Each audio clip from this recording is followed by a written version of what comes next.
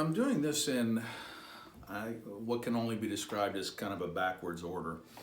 I decided what I'd do is let you watch how I learn a song from the beginning. And the song I chose is The Rose, and it's sung by Bette Midler.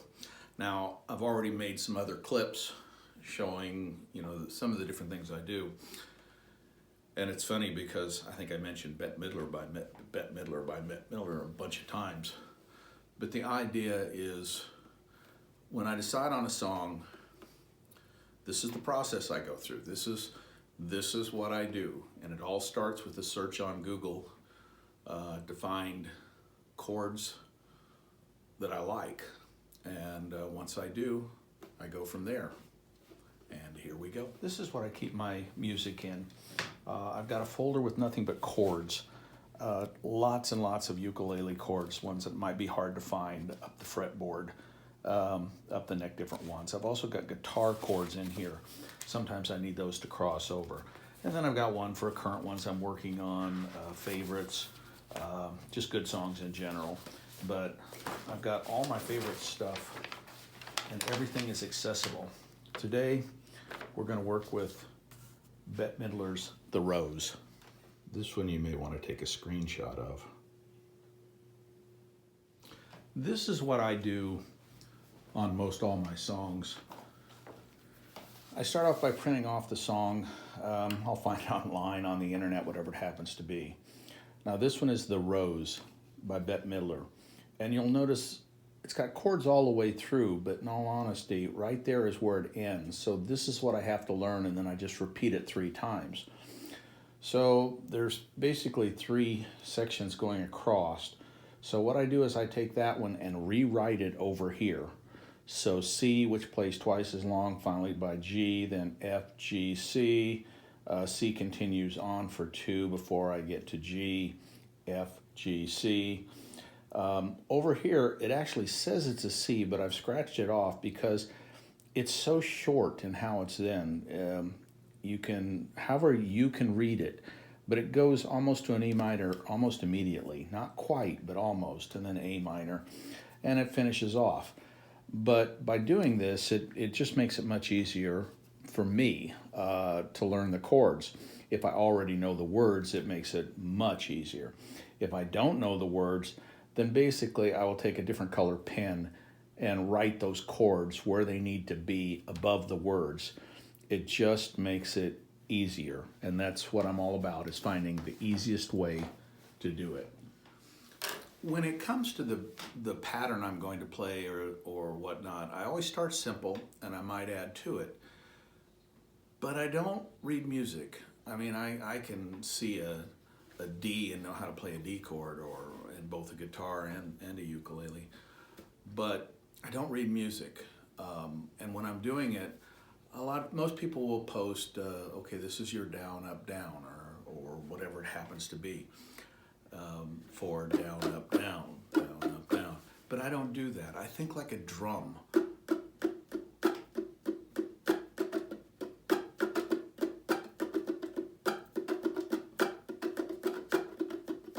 And when I'm thinking about the song in my head, I'm trying to find a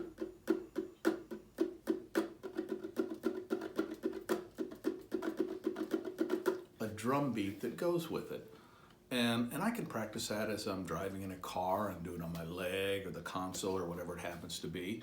But once I get a beat that I think is going to work, then I'll pull the music out and I'll start reading the music, the chords that I've written down, and put that drum beat to it and see what it sounds like. And I'll add and subtract, and I might work on something a long time and find out it's just not what I like at all. But that's how I go about deciding what kind of strumming pattern I'm going to use. You may notice as you're watching this that I have a little clicker now, so I can stop and start and get up and make it look a lot more professional, other than the fact that you hear the click, you see the blue light, you see me going like this. But it's all right. I'm trying to keep this informal. I'm trying to keep it like you're sitting here in my dining room. I've got my old player piano sitting over there, the table that came from my in-laws. I mean, this stuff is old, but it's comfortable for me. I hear a mower going by right now. Maybe you do too. I mowed my yard yesterday, so I'm good. But have fun when you do this. Just have a good time. You're not trying to impress anybody but yourself. And if you feel good about it, how can you not be happy? How can you not be pleased if you're doing something that makes you feel good? And right now, you got all the time in the world to practice. But when I say practice, I mean have fun. Have a purpose, but have fun. Well, I ended up with just settling on some very simple plucking and a little of the softer drum beat. And sometimes I'll play it soft and sometimes a little longer. I'm only going to do one verse, but this will give you an idea of what I did and what I came up with. So, and I've got it written down here, so if I'm staring down there, I apologize, but I haven't done it long enough to where I really know it yet.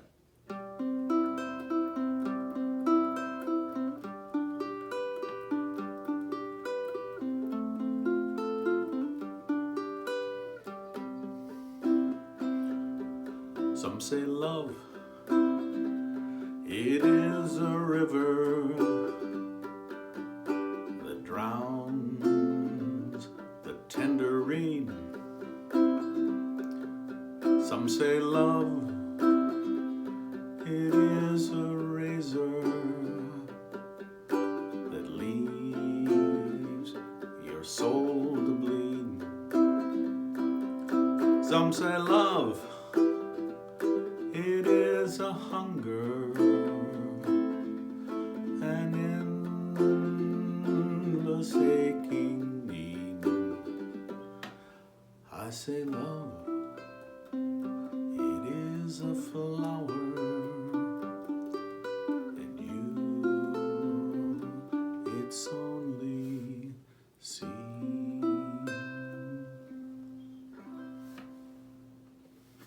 So, I used a pick. This is a Bumblebee pick.